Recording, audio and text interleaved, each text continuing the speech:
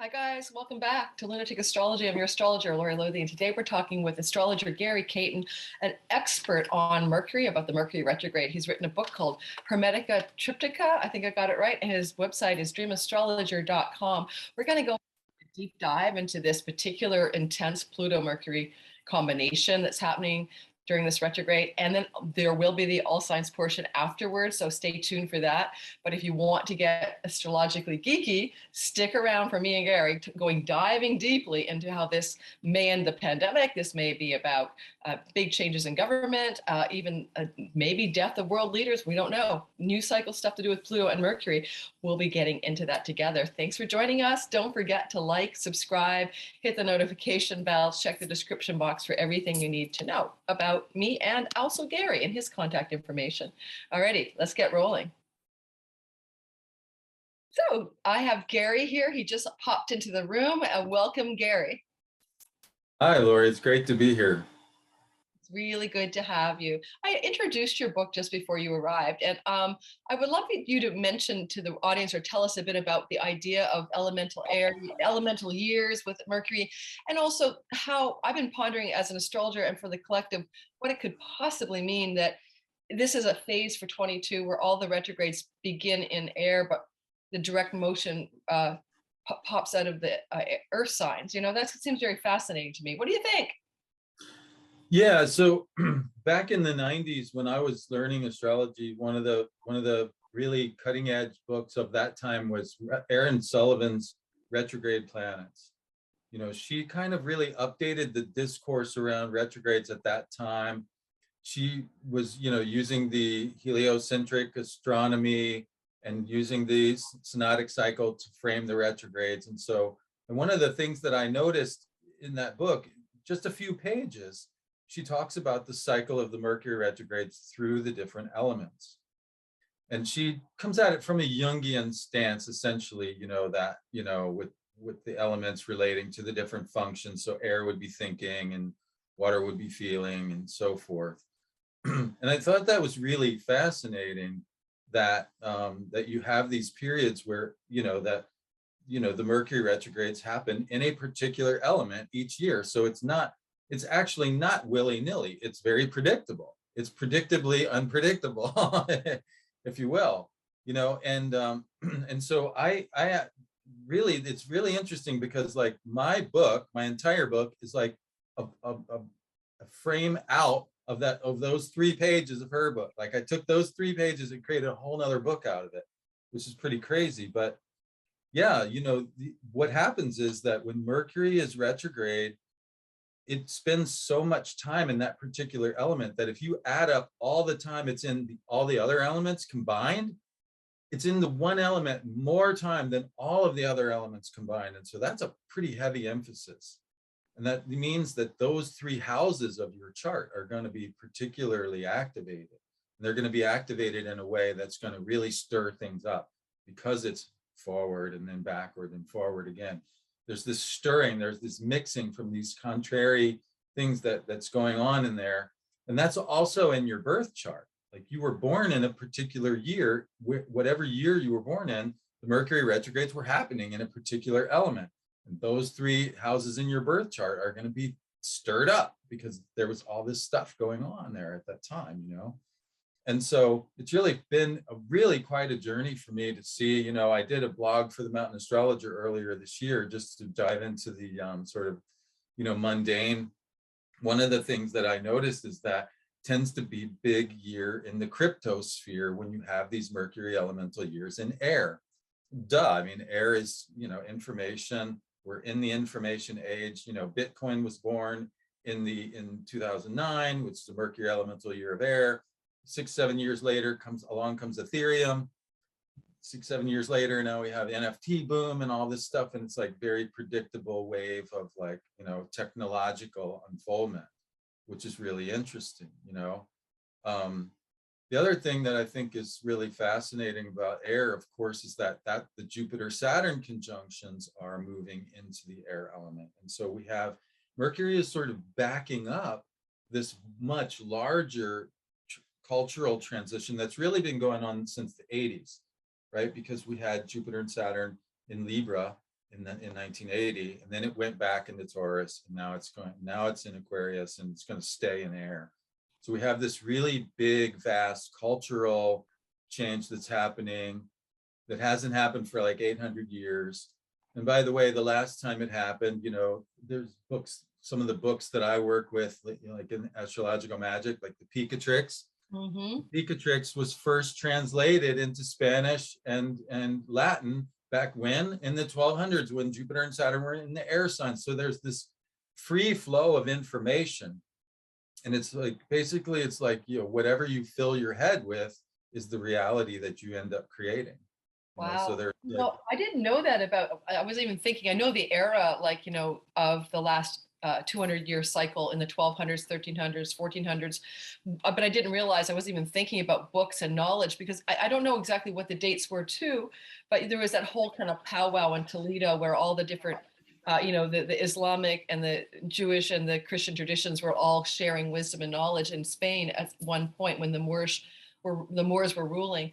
right. Something you said made me think of something else about that, because, what I also would say is, not only do we get a flavor of what air is going to be like with that 1980 to 2000 wave of Libra, a lot of really cool songs, a lot of the royal wedding was then with Princess Diana. There was a kind The of internet came the to be. internet was created. There was a lot of dreamy love ballads going on. That was Libra air in the songs of the day. But I also would say, like with Venus herself making her very first Venus conjunction with the Sun, a Venus star pointer, Cazimi, in October of this year in Libra, initiating the beginning of a new cycle for her in air as well. Although she will 4 years later slide back a bit to Scorpio, and then she'll begin earnestly Cazimi the Sun, in Libra every 4 years. That tells me that the whole archetypal field that we're imbibing is going to be radically different. Like, I mean, I can't even imagine what this looks like in terms of technological leaps forward as well. I mean, a lot of people in the crypto sphere, as you may know, are talking about this concept of Web 3.0.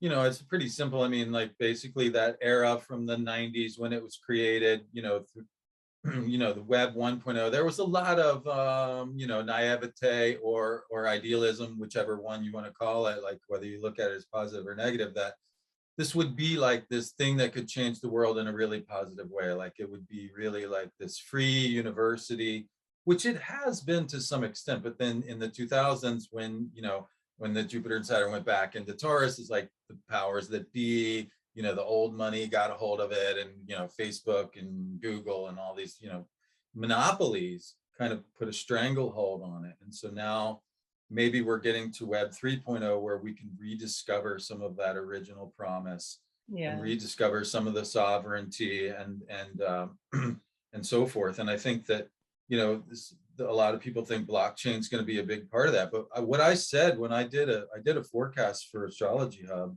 back in 2000, and I think there was like 20,000 people in that or something. I was like, kind of blew my mind. That's definitely the biggest audience I ever spoken for. But what I said at the time, and I think it's still very true, we have no freaking idea what is possible we haven't even scratched the surface of what's possible with this technology. Yeah, I agree. And then when Pluto joins the Aquarius, right? Pluto's coming to Aquarius. Right. It's going to radically, well, that's mass adoption, right? That's the cryptosphere. Like their whole thing is like, this has to be adopted en masse for it to be anything. Right now, all we see is like, it could be lots of things, but until it gets adopted en masse, until lots of people have this on their phone, and you and I are exchanging, cryptocurrencies to pay for whatever, it's more, it's right now, it's really a speculation and investment gamesmanship, because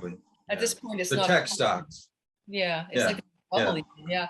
Something else I was thinking about, and we're going to talk about listening audience people. We are going to dive into that retrograde Mercury, the conjunction with Pluto, the weirdness of it all shortly.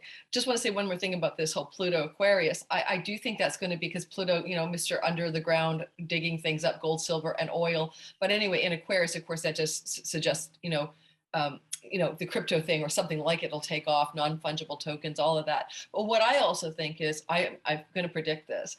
I do think we're going to come into a free energy solution. I think that Pluto in Aquarius will be the invention of the new oil, the new thing that doesn't pollute the planet.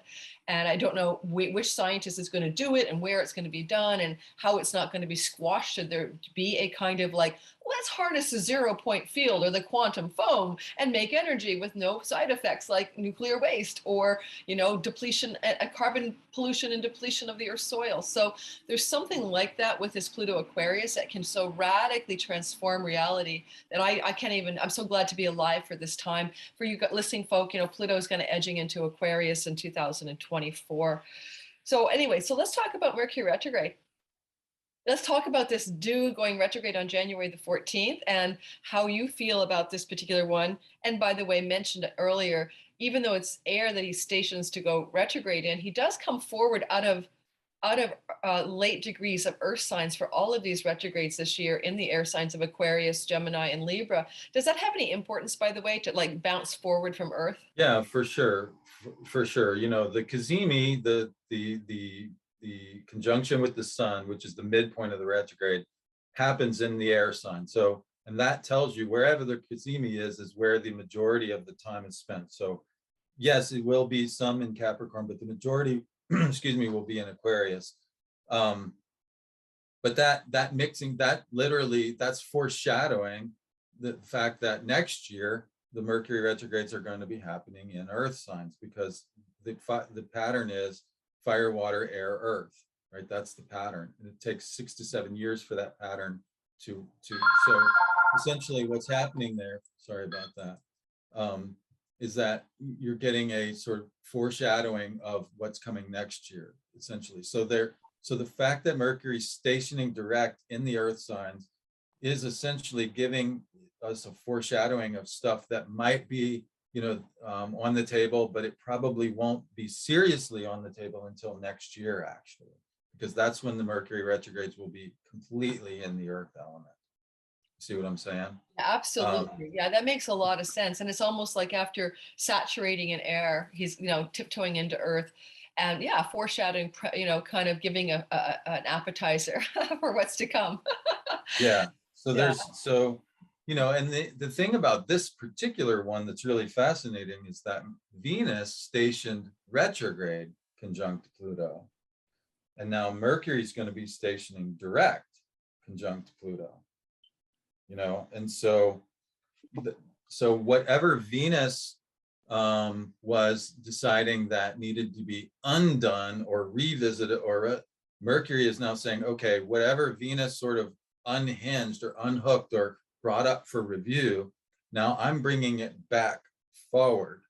So there's sort of a bookend there between the Venus station retrograde in December and the Mercury station direct in and so it'll be interesting to see, you know, in terms of like socio-political stuff, you know, that happens in February. Unlikely that the it might be that the Supreme Court is done with their whole review of the Biden, you know, mandate, etc.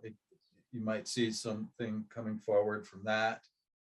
There's a lot of stuff with the Capricornian, you know, structures that we live under that is really up for, you know, how do we recreate the world going forward? How do we recreate the economy going forward? There's a lot of questions.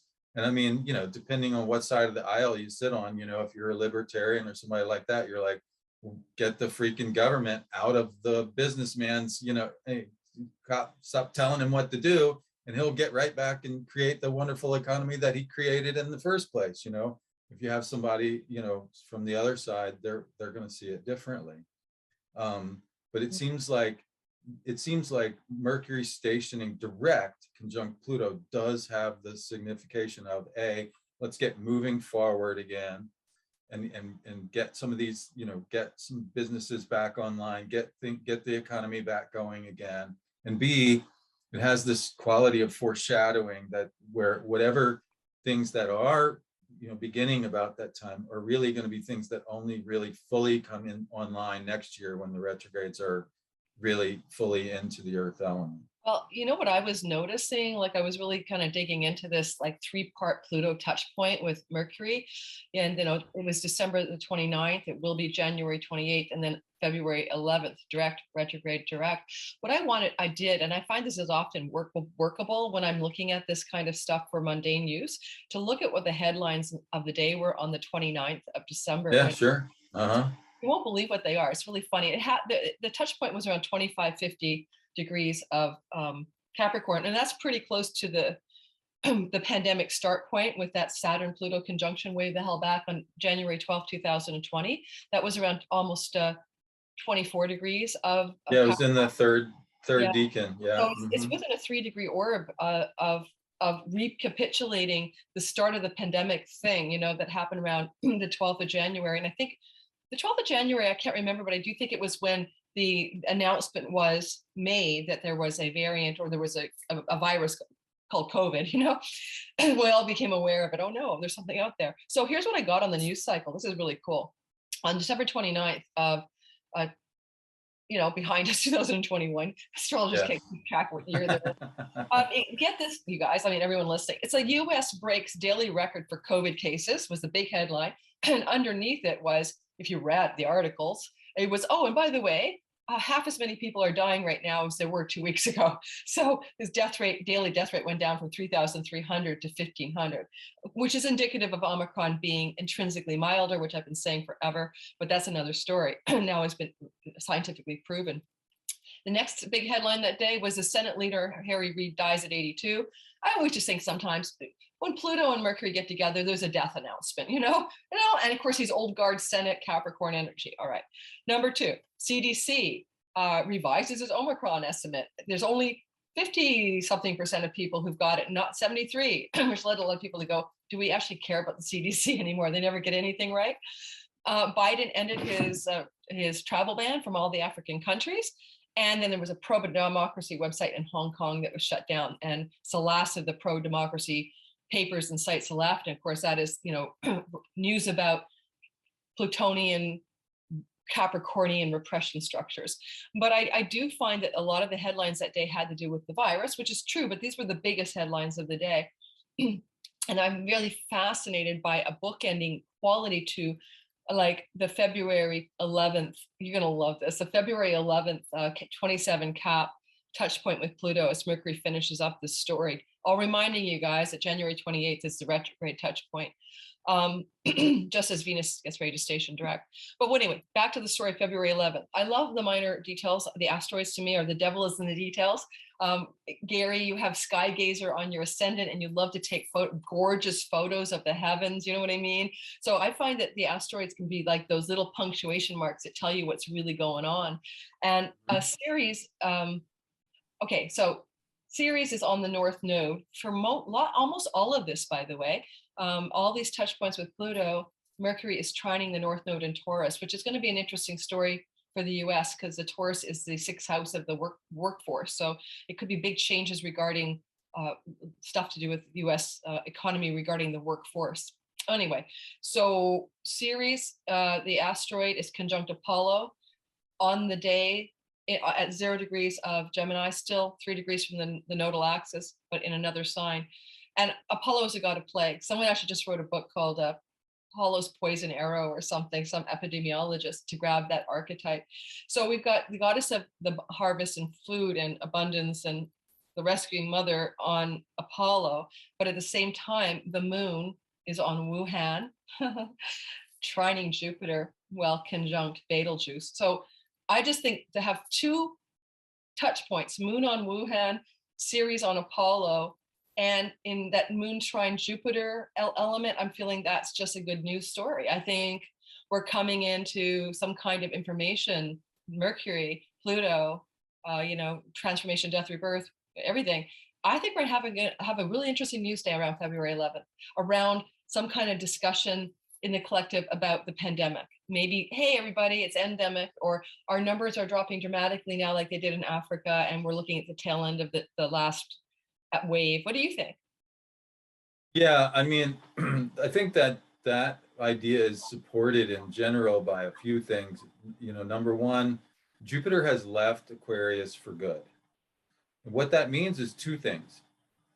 One, Jupiter is no longer ruled by Saturn. So Jupiter is no longer, so Jupiter in Saturn's sign is sort of unable to be Jupiter as much as it would be, right? So the freedom and expansion and all these things are tamped down because Saturn is ruling Jupiter. At the same time, Jupiter is lending its energy because to its lord, Saturn. So Saturn's ability to be Saturn was inflated while Jupiter was in Aquarius. Absolutely. Like the mask mandates, the laws around vaccine policy. I mean, unbelievable, right? And so Jupiter being out of Saturn's signs where it's been for the last 2 years, Capricorn, that's a big deal.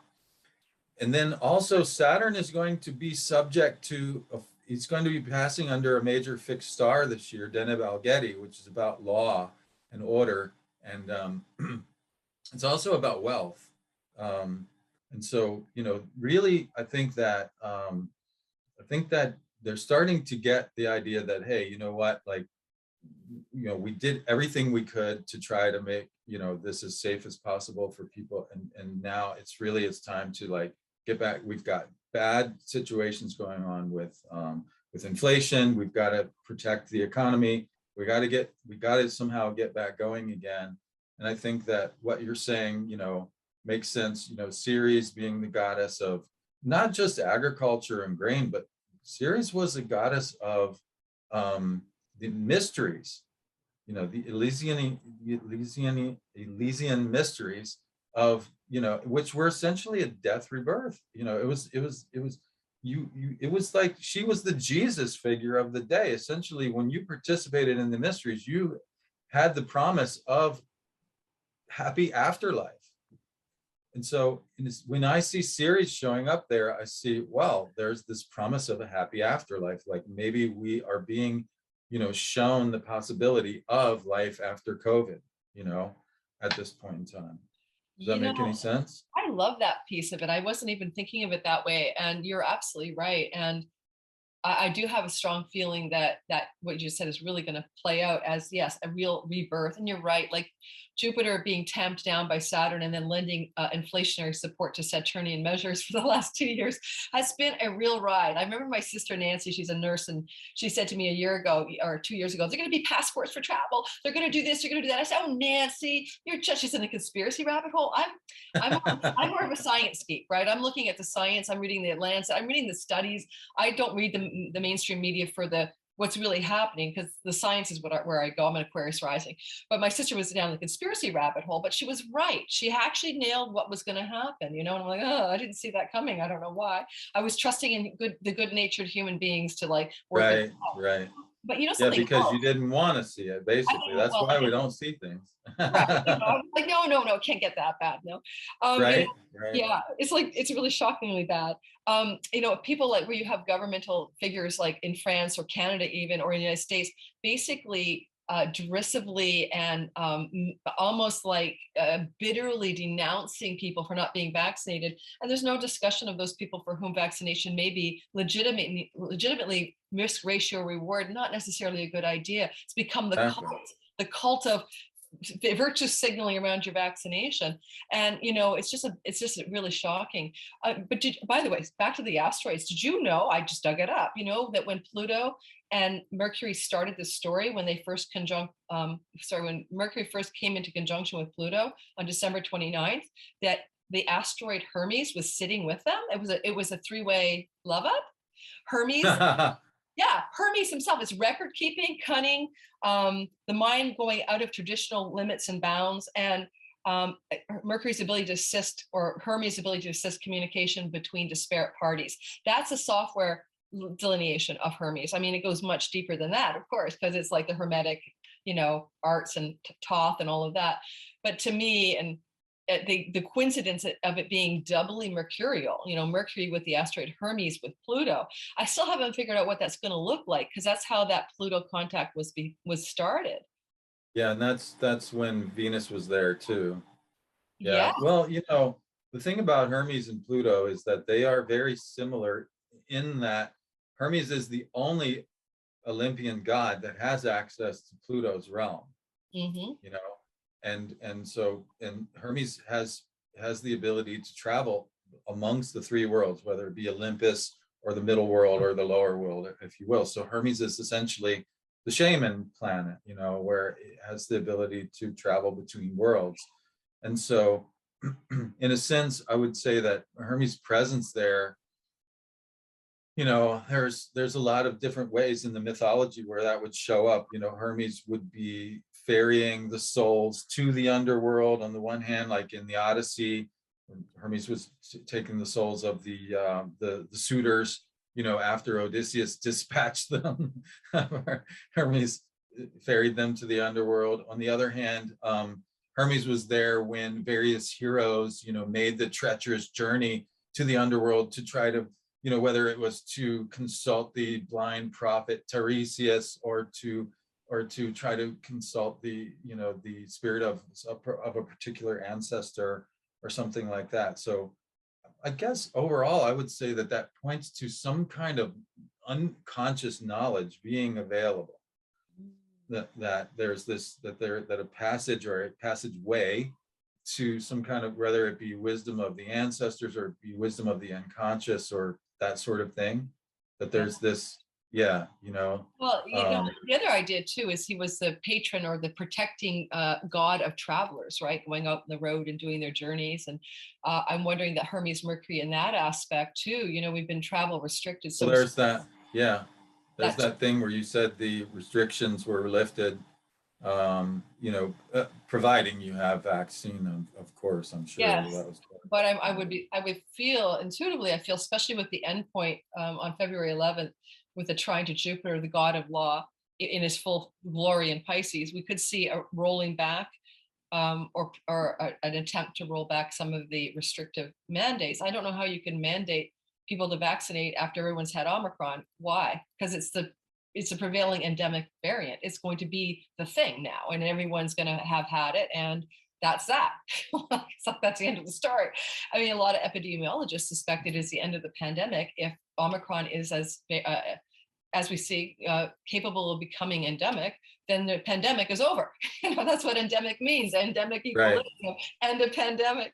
Okay, so the other cool thing is that the star Peacock, which is a part of the Pavov story in the sky, was also conjunct, Pluto was sitting close enough to be an orb of Peacock during that first touchdown on December 29th. And, you know, a lot of people like Peacock and the stupid like books are like, you know, strutting your stuff and, you know, shining your, you know, sparkly feathers and stuff like that. But, you know, the myth of that story had to do with that guy that had all the eyes. What was his name again? The many-eyed queen. That's the one who Hermes decapitated too, by the way. Okay. Yeah. So that Argiofantes, yeah. Jack and the Beanstalk. That's where Jack and the Beanstalk comes from. Argiofantes. Mercury is the giant slayer. You know, that's one of the things that people forget about Mercury is dude is a little bit of a badass as well. You know, he slayed the 100-eyed giant, put him to sleep and chopped his head off.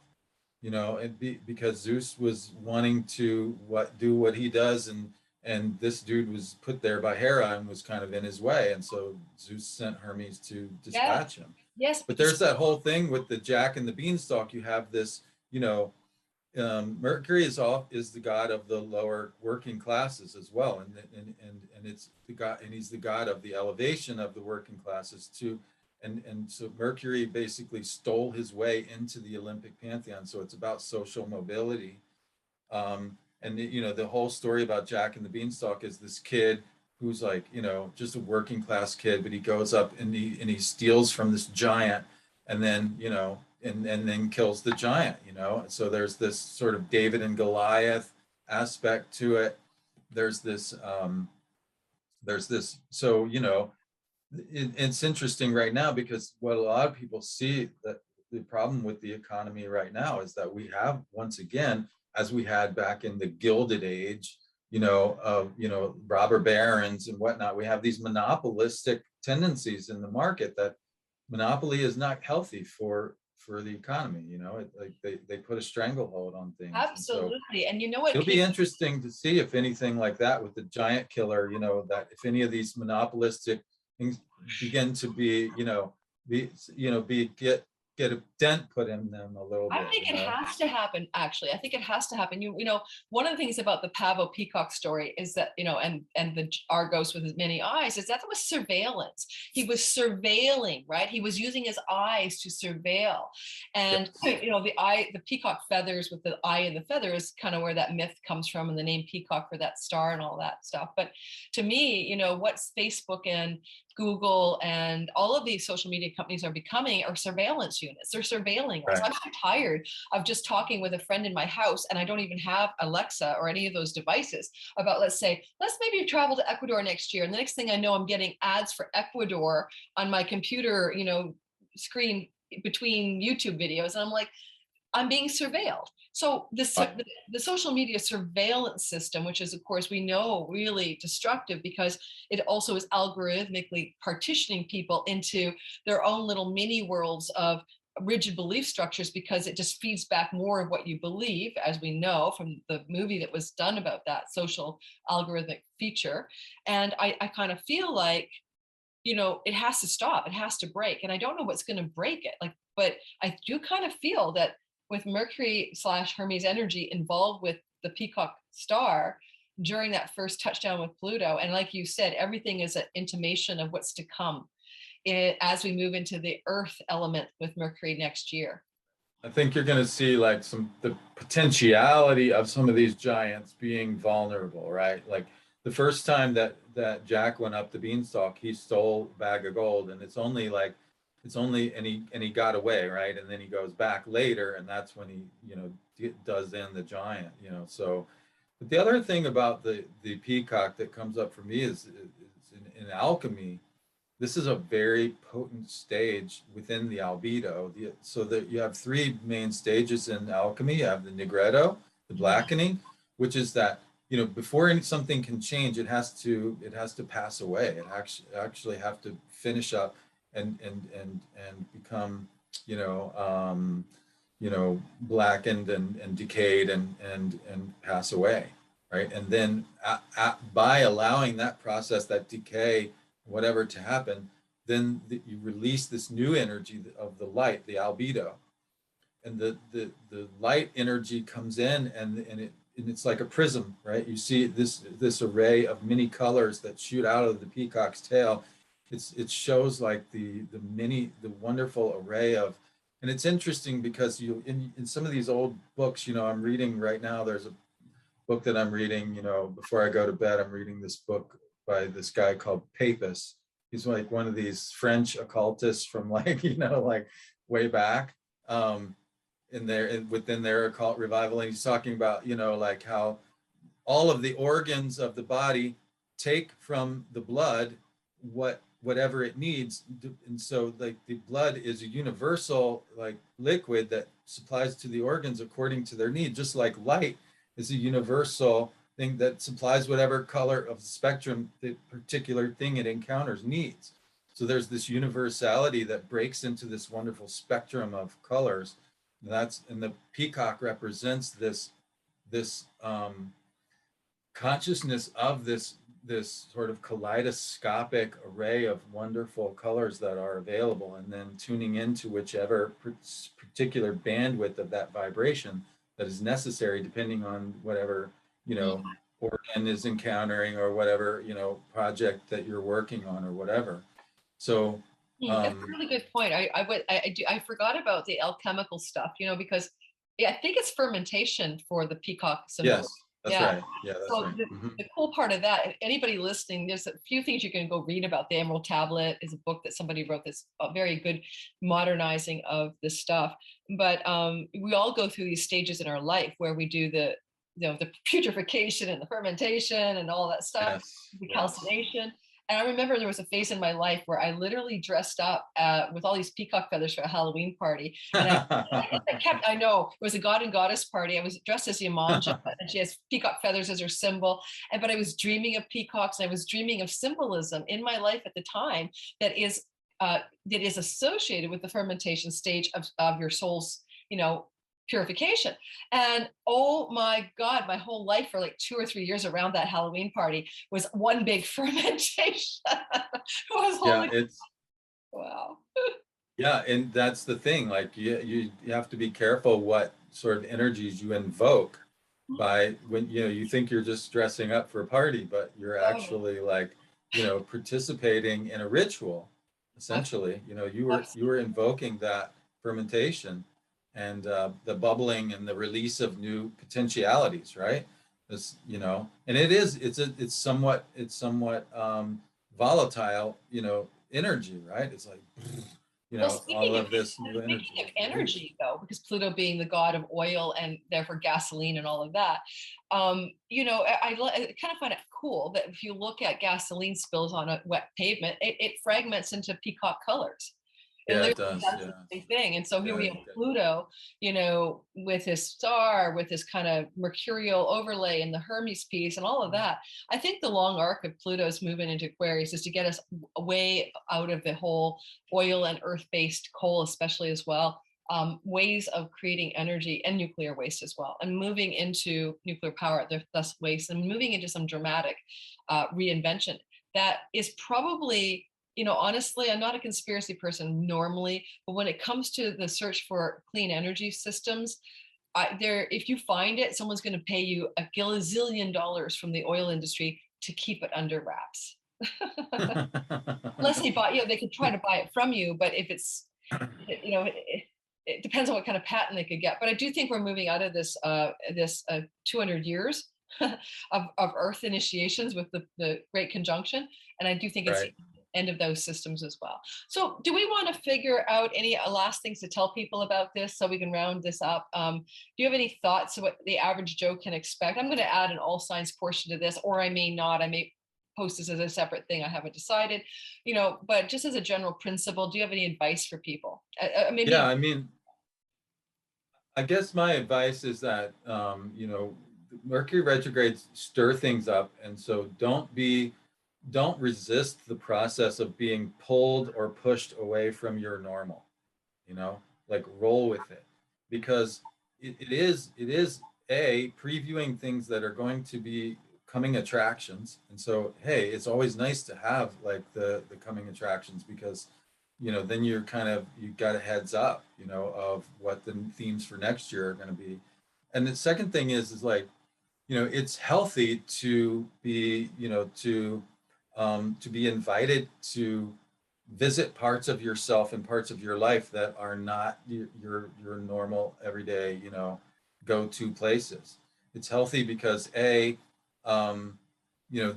could use some light in these dark places. Maybe it's places we don't really like to go, or places, and B, because that's where the growth is. The growth occurs when we get pushed out of our comfort zone. That's where we grow. That's how we grow.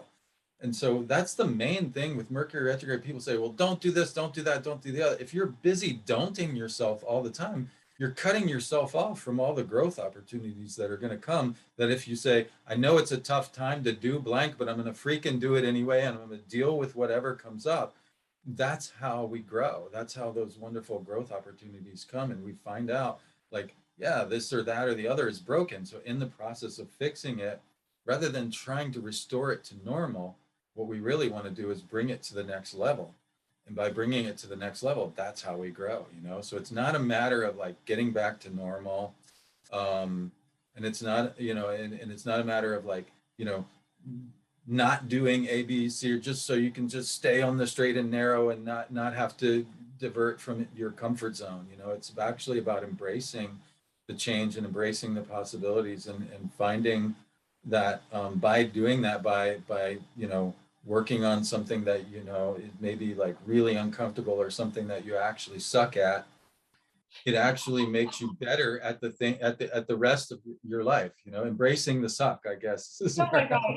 I like that one. Well, certainly with this retrograde, coming through with Saturn at home in Aquarius, Mercury starting his backward motion on January 14th and direct on February 4th.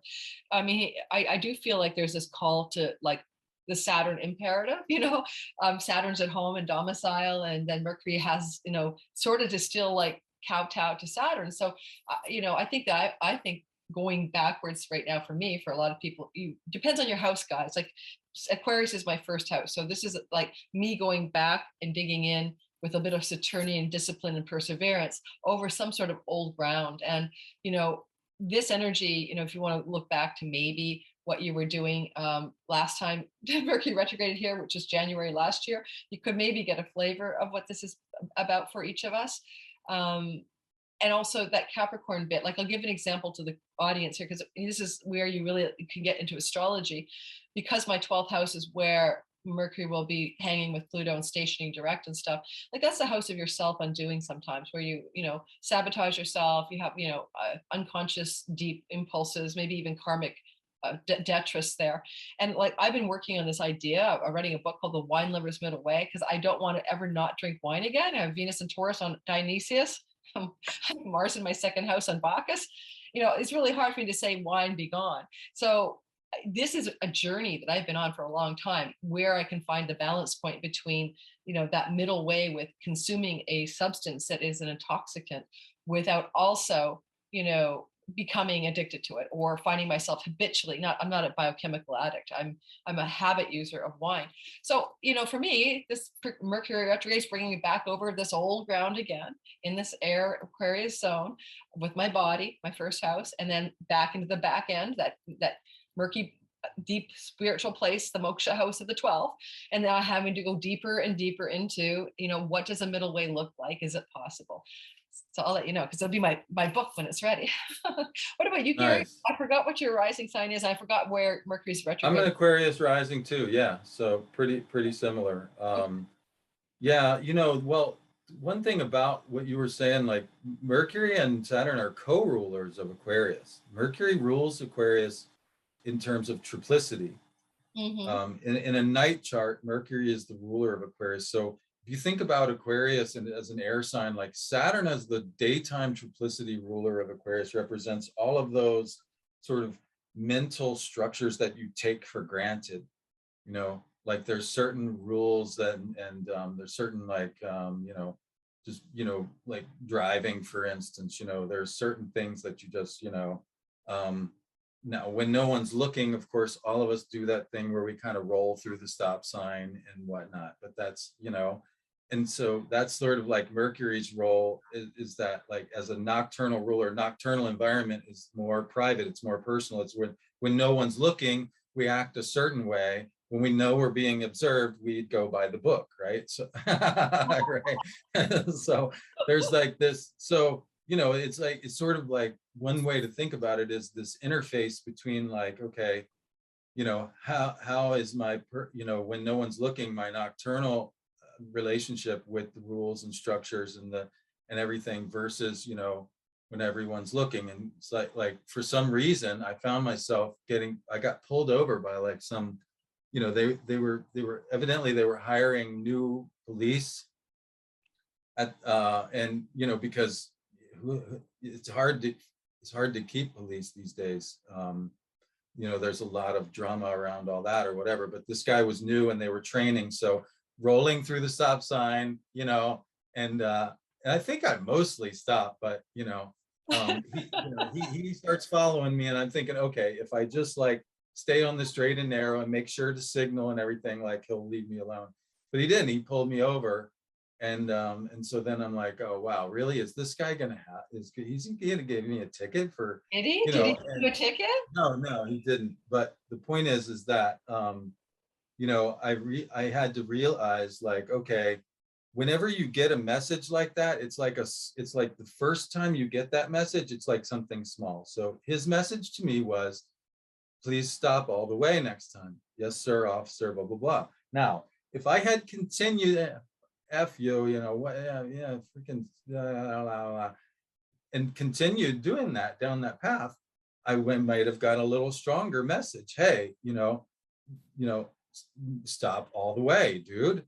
You know, but and in fact, I did get a little bit stronger message that was reminding me, hey, you know, like, and so that's the thing with these things is like, notice what messages are coming to you and pay attention, because it's the first chapter of a story. Mercury things repeat in threes, right? And so, and if you get the message and if you pay attention to the message and you watch how the message is changing and unfolding, you can sort of follow the storyline and you can wind up, you know, But if you just, block the message or don't pay attention or whatever, then it's going to have to come in an even harsher way. So Saturn can be very harsh, Absolutely. to get your attention to say, no, really, this is important. We want you to pay attention. I love that. People often think, oh, it's just Mercury retrograde. I shouldn't travel, or they'll have delays, and I should, make sure my laptop's backed up, and more simplistic looking at the disruptions. But the truth is that it's a very synchronistic time when Mercury's close to Earth,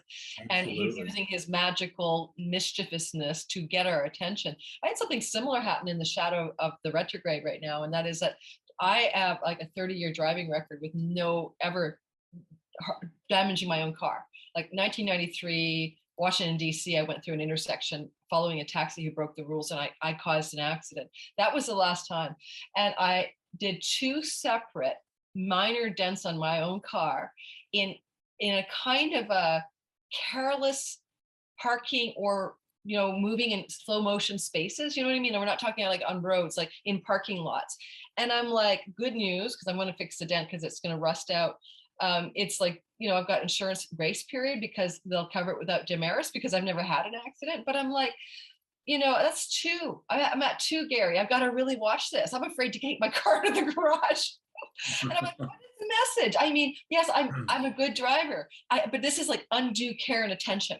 And I wasn't on my phone either. It's just undue care and attention. Really. And why? And then I go deeper. I go, what's the real message? Where else in my life am I not having enough attention and care? Right. Yeah. It's kind of like that. And that it's funny because the third thing for me was it was a parking situation where, something like that. And I don't know, for me, part of it is I've actually started looking at like the actual vehicle I'm driving and wondering if it's like a permanent solution, because I've had it forever. And so I'm really attached to it. And so like, that's one thing that's starting to come up, is like, hey, is this about my attachment to hanging on to this, particular mode of travel? Because, with gas prices going up and everything, I'm starting to have to relook. And so I think just like being willing to think outside the box, like where else is, but, it may be something like semi-related that's not like, directly, in other words, it may not necessarily be about your driving habits per se, but it may just be about the way that you navigate your space. Like, am I paying attention? Am I checking my mirrors? Am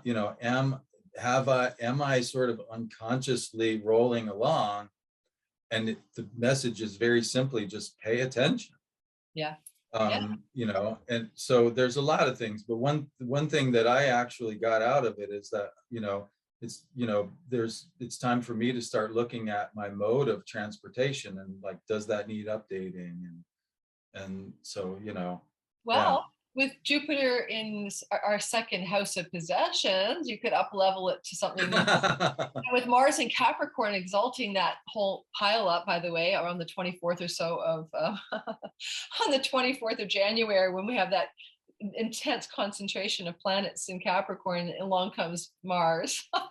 Yeah. There's your no, that's actually, that's exactly the way I went, because I drive an old Ford pickup truck, and I love it. But Ford actually came out with an electric pickup truck. Oh, nice. I have a Ford F-150 that's fully electric. It goes like 200 some miles on a charge, which for local travel, I'm never going to drive more than 200 miles, So I don't know. And it's not that extremely pricey, actually.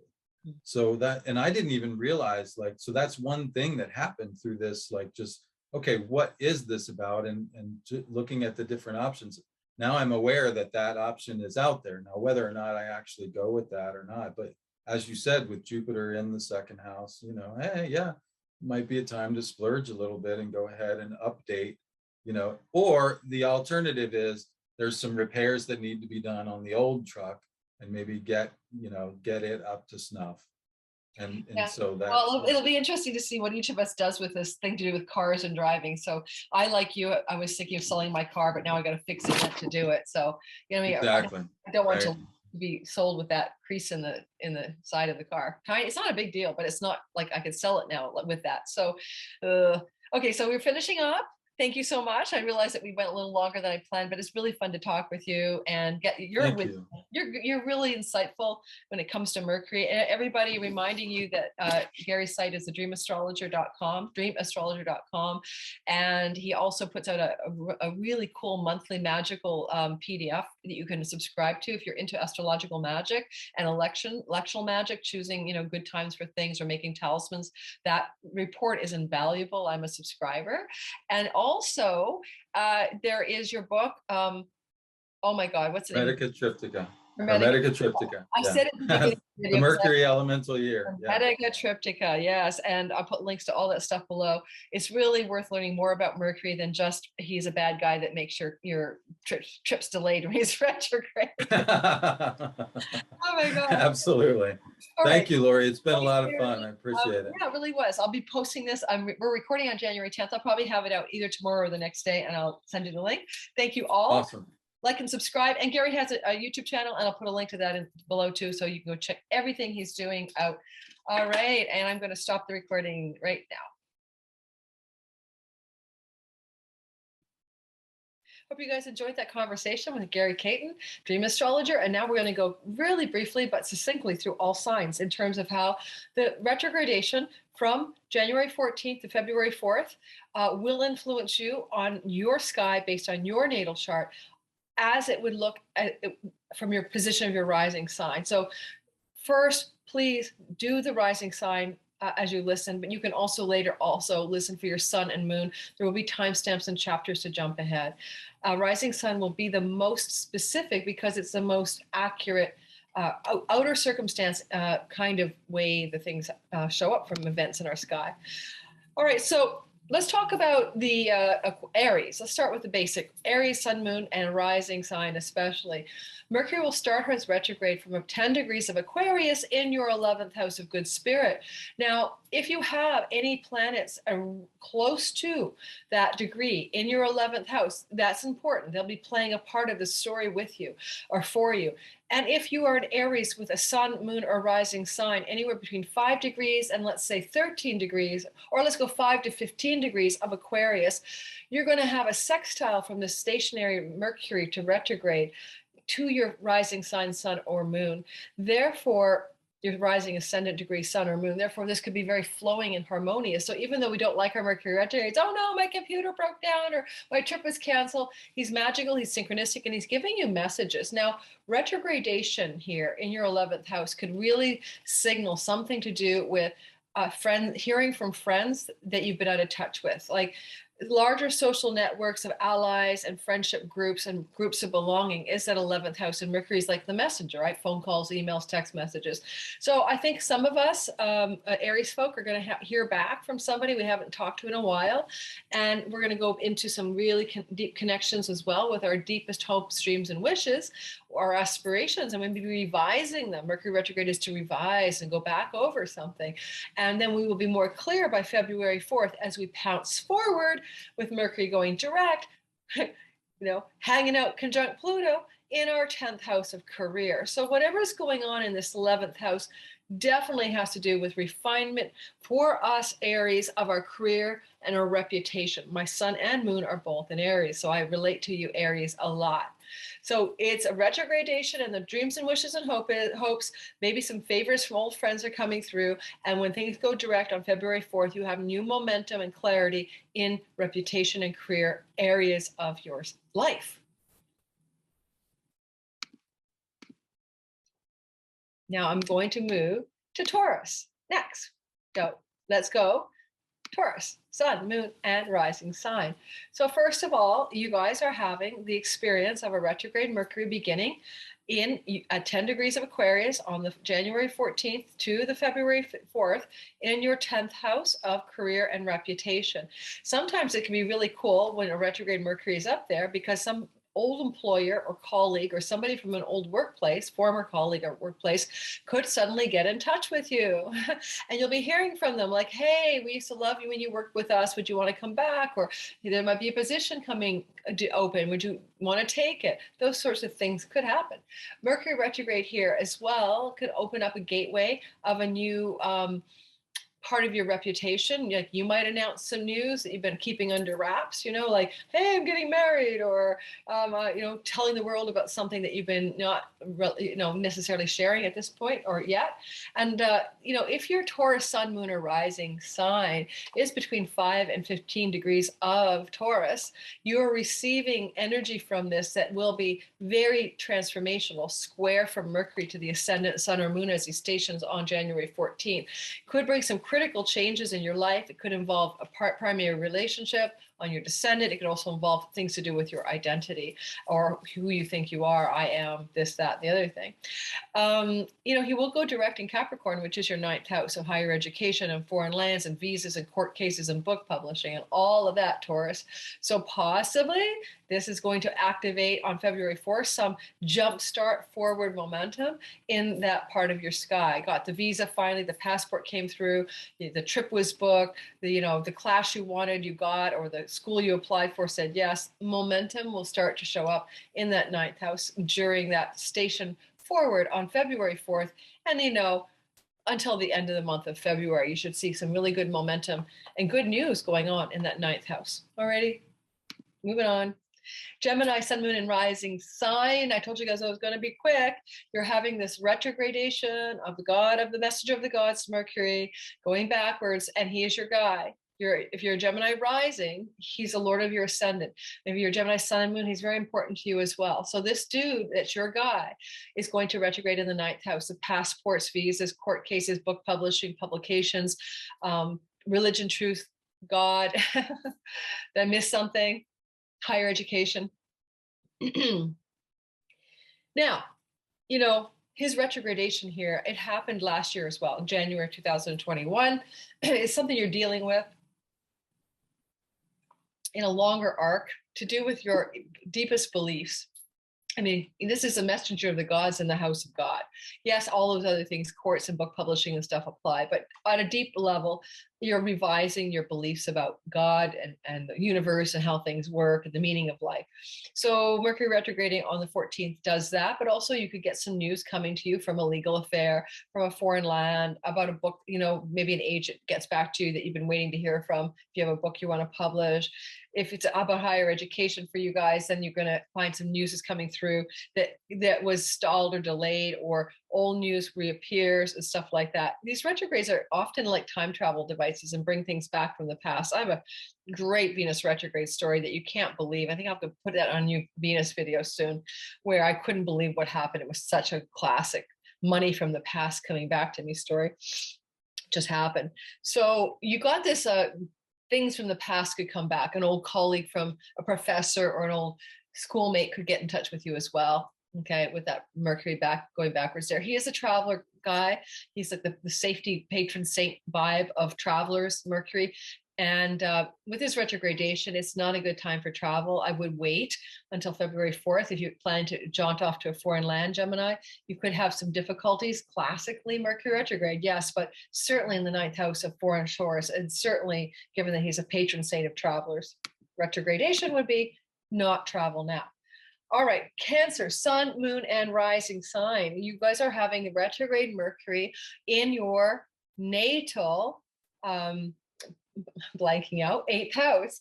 And this is kind of an interesting placement. Now, if you think of your 8th house as the occult mysteries and metaphysics and magic house, and then Mercury really loves it here. In fact, in Vedic astrology, it's one of the few planets that can actually be happy in the 8th house, right? Jupiter is kind of like that too, but Mercury is as well. Can make you very psychic and very, very intuitive and very able to also do deep research and study into all kinds of the metaphysical occult stuff. So the degree to which that interests you as Mercury retrogrades in your 8th house, you may be called to go back into some esoteric mystery, occult, metaphysical stuff and revisit it. Now, it's a money house. It has to do with your loans and bank loans and mortgages and investment portfolios and stuff like that, spousal money. Or retrograde Mercury could bring some news, commerce, mercantile, Mercury, markets, money news through that kind of thing to you, but it's retrograde. So it would be about something you've already initiated, something from your past coming to the foreground in the money story for you. Not an ideal time to buy a stock with Mercury retrograde in your 8th house, but maybe a good time to sell one. Leo, sun, moon, and rising sign. You have Mercury sitting in retrogradation in your Aquarius zone of the sky, which is a house of relationship. To what degree is something being revised, revisited, and redone in a significant love partnership? Like a marriage, committed love, cohabitation, sometimes business partners as well. This energy is something that you're dealing with on a regular basis. Mercury retrograded here last January. So you might ask yourself a little bit about how much this revision thing is happening in your story and what it's for. Mercury stations at 10 degrees to retrograde if your Leo rising sign is near 5 to 15 degrees of Leo, or your sun or moon is in those degrees. You're going to feel a huge amount of energy of shift trying to happen with your love partner, your marriage partner, or your business partners. If you're a Leo who puts things into the marketplace and, shares the wares of your work or publicity promotion, Mercury is slowing that down right now. And this is not a good time to really launch anything, Leos. Like, oh my God, my big course, I'm going to let a launch out there. No, just wait till he's out of that retrogradation and even out of his shadow of retrograde in mid-February. So give it some time. I also would say that, he does tiptoe into your 8th house and he may liberate some funds for you coming near February 4th at a couple of weeks. There could be the opening up of some monies that you can use maybe from your partner or with your partner, business or love, as Mercury, the god of money, goes direct from the money house, okay? Or a bank loan or a mortgage or signing those documents and stuff like that. In fact, last note to file, the 7th house can be legal contracts and agreements, and you do not want to make legal contracts and agreements with his retrogradation at all. Please wait till February 4th when he is in direct motion, if you are able. Virgo, sun, moon, and rising sign. You have Mercury, your guy. He's the lord of your sign. He's a big deal, you Virgos. All right, he owns the Virgo and the Gemini real estate in the sky. You are going to find that this energy of Mercury stationing at 10 degrees of Aquarius to retrograde in your 6th house is going to improve your health. He's going to go back over some old grounds to improve your health protocol. Sometimes it's something like Mercury research knowledge or reading a book or learning something, studying something, figuring something out through those modalities, or getting some news about health, like, I don't know, something in your inbox and it's a podcast and you listen and you're like, oh my God, yeah, I can't eat tomatoes. I'm allergic to them. So good news about your health can happen. He's coming close to Earth. He's giving you clues, signs, and synchronicities about better health protocols. But it's also for your work routines. Now, some of you, this is a pandemic. A lot of people are laid off again in different parts of the world. But whatever the work you're doing, Virgos, there's something about going back over old ground. Now, it could be very practical stuff like, you're in the middle of a big deal or a project and you have to go back and revise it in the workplace. Or some old colleagues or former colleagues from the workplace are coming to you, coworkers, out of the blue, and you're hearing from them like, oh, we haven't seen you around, and maybe you want to come back and work here with us, something like that. My daughter's a Virgo rising, and she works in a gym right now, and they're laid off because of the pandemic in Canada. We're very strict. It's insane. Just heard my sister say that the Prime Minister wants to ban Canadians from traveling to foreign countries that are sunny destinations between now and end of March. I'm like, why? Omicron's endemic in Canada. We already have it. I was like, why? So anyway, so we're like very, very controlling and authoritarian right now in Canada. It's like really bad. Okay, like Australia used to be. Anyway, but she's laid off and she's a Virgo rising. And so maybe all the people are, it could be news around getting government monies that she's entitled to coming through and she's applied for to compensate her lost income, just a fraction of it actually. And that will be maybe the cause of the Mercury retrograde is the dealings with that, the legal entanglements and the paperworks.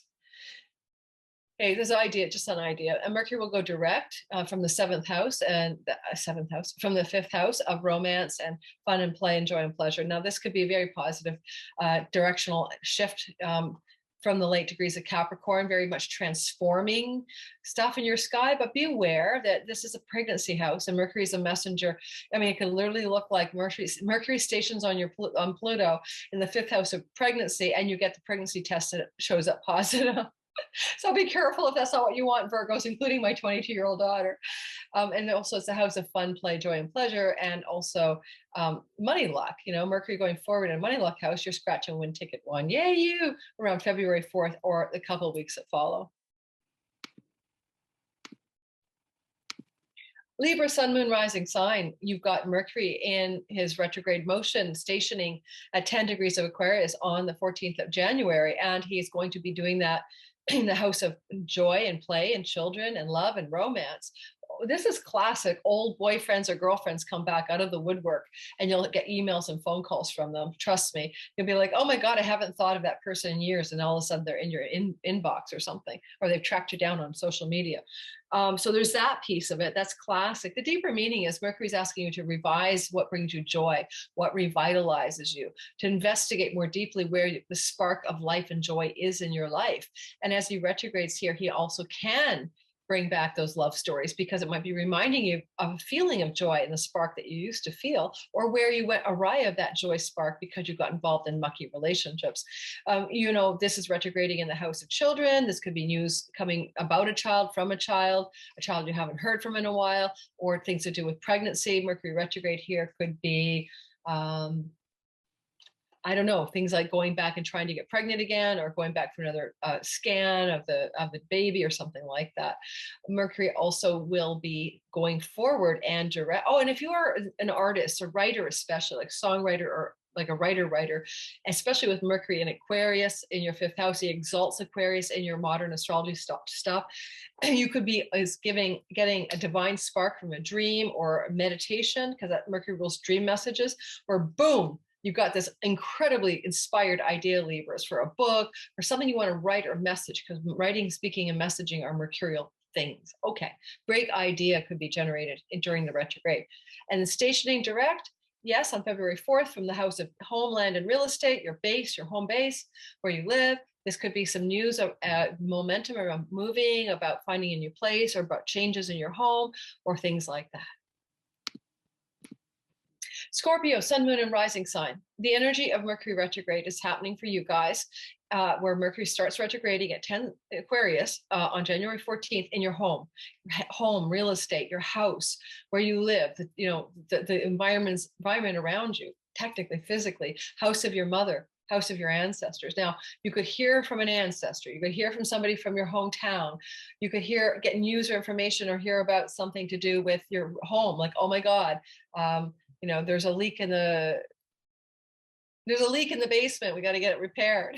I don't know, something like that. So Scorpio, some news or information about your home. Now, the retrograde is often something you already knew about, and so you have to go back over it, like the repair didn't work, or maybe a buyer made an offer on your home, but then they changed their mind. Now they come back with another offer. So retrograde Mercury is bringing some returning energies as something you've already been dealing with.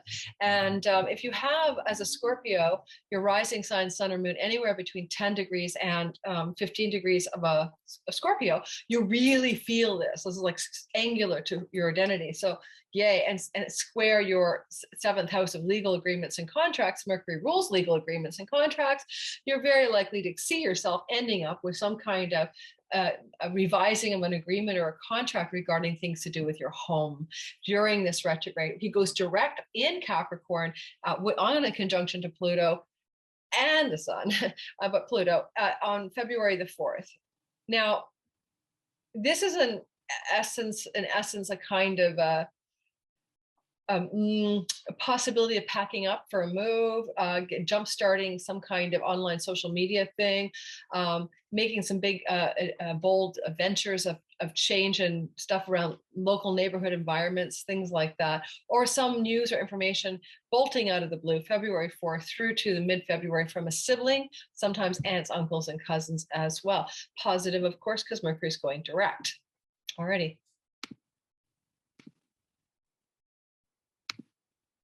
Sagittarius, sun, moon, rising sign, you have Mercury stationing to go retrograde in the house of your siblings and your aunts and your cousins and your local neighborhood and your online presence as well. Now, marketing, selling can be very third house as well. Messaging and the house of writing. Mercury exalted in your third house means a lot of you Sagittarius can harness that Mercury to be a writer and to do writing. And now that he's retrograding from that space and he's like, taking up that, go back and revise banner, if you've written something, a document, a book, an article, I don't know what, anything, you go back and maybe do some editing, revising, redoing. If you've been building a website, same thing, or any online thing, you'll go back and do revisions here. There's no doubt about that. But, if you haven't heard from a distant relative, extended relative, or a friend who's like a family member for a while, they may suddenly come back and message you for this duration of the retrograde. Then on February 4th, Mercury goes forward again. Oh, and wait, third house, oracles, diviners, scryers, and seers, house of the goddess. You may go back and consult an oracle that you've seen before, an astrologer, a tarot card reader, something like that. Now, when Mercury goes forward on February the 4th and he moves into forward motion, he does it from your money house with Pluto. That's a big power energy around powering up some new resources financially, or maybe merchandising, selling a possession to gain some money, or buying a possession as well. That's, literally, figuratively, not, both things. So February 4th, maybe till about the middle of February, you may find yourself selling or buying a possession, or up leveling your money, or getting good news about your earnings, like a promotion or a raise or something like that. Capricorn, sun, moon, rising sign, you have Mercury going into retrogradation in your second house of money that you earn, your possessions, your values around your life and money as well. Your voice, vocation, and calling can be derivative from that house of speech, the second house. You may find that this is some kind of news or information that you may be receiving between January the 14th, and February the 4th around money stuff. Simple as that. And maybe about your career and money. It may just be about like money because you want to sell something, sell a stock, sell a car, sell your house. But you're definitely looking at the energies of money and selling or buying, going very much into the storyline in this window of time. And, who can say, right? It'll be what it is. You might find that Mercury is also really giving you a better voice, right? Mercury is in the house of speech and he is a god of communication. But if you're going to voice something during the retrograde, it's about things from the past, or it's voicing something in the world that you've already been working on, and you're going back over it in some way, maybe revising your message. Then he goes direct, Capricorns, and he bolts forward in the house of your identity on Pluto. Well, this is really going to fortify you. February 4th, going to strengthen your ability to be direct about what you want and to move into motion, communicating squarely and assuredly about what you need and want to people that you need to tell these things to, Basically, you become very positively, effectively, powerfully Pluto Mercury. Now, Pluto's the god of the underworld. Mercury could go there any old time. This is a house of your body. You may find that Mercury is going to deliver some news, but it's going to be good for you about your physical body that you need to take care of. That there's something going on that is important, especially if your rising sign or sun or moon in Capricorn is in the last, let's say, between 22 to 29 degrees of Capricorn. You could get some like a medical test back, but it's going to be good. The blood work shows a problem. Now you know how to solve it. Just a thought. Aquarius, that's me, sun, moon, and rising sign. Mercury is going to react in the house of us. Yay, yes. We dealt with this last January. Venus was there at the time and I got my hair dyed purple. So he's going retrograde on January the 14th, and he goes retrograde around the 10th degree, as I mentioned, of that sign. I have Saturn at 10 degrees of Aquarius. So it's really a powwow between Saturn and Aquarius for me as he stations retrograde. Now, he'll go back over old ground to do with physical health issues or taking care of the body, but you're also kind of digging into your identity, more so than you normally do, revising, investigating, soul searching, and deep diving into the who am I question. And, there's a depth to that, especially because Mercury will go back into your 12th house of dreams at night, and in reveries and meditations and insights. And it's also a house of addictions and self-sabotage. You'll be going into that sort of that really cool, like metacosmos between the worlds vibe of the 12th house with Mercury, where he's quite at home in these houses, like the 4th, 8th, and 10th, 12th. These are the moksha houses, spiritual liberation, but they're also kind of really sort of spooky, weird houses. So Mercury in our 12th house, we're going to really see something around February 4th as he stations direct on Pluto to power up ourself with a new message or a new bit of information around how we want to apply better strategies for addictions and self-undoing, and how we may also want to move forward in more powerful ways regarding monies that come from foreign lands. One of the 12th house meanings is foreign shores, and Pluto, Mercury, money, god of power. If you were like me with a PayPal or Stripe account for your earnings, that's revenue that's generated from countries around the world, from clients around the world, customers around the world. So some of that can be 12th house energy. There's new momentum and clarity coming up February 4th, add 2 weeks, okay, around that kind of revenue, and or a decision to plan a trip to a foreign land can happen with that Mercury Pluto direct February 4th movement. Last but never least, Pisces folk. So, you've got this motional station to retrograde motion on January 14th. My hair is so greasy today. And it's going to be going it's happening in your 12th house. It's just your dreams at night and your self-undoing. It's a house of hospitals. Now, my sister's a Pisces rising. She's was in a hospital. Now she's in a physiotherapy rehab center because she broke a bone and fell. So, for Mercury retrograding in the house of hospitals, mental institutions, insane asylums, and addictions and self-undoing, a lot of Pisces are going into a deep place between January 14th and February 4th, really soul searching, really going into a darker underworld journey within themselves to go into this kind of deeper healing than just the physical body. It's about deep soul healing that Mercury can do because he does deep dive into the underworld, anytime he wants.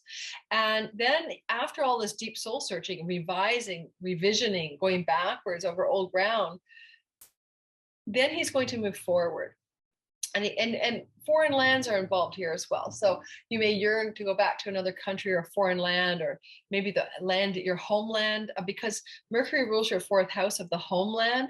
If you're like a displaced Pisces and you're not living in your home country, you may find you're homesick or yearning to go back to your home during the time of the retrograde, January 14th until, my brain went off, February the 4th.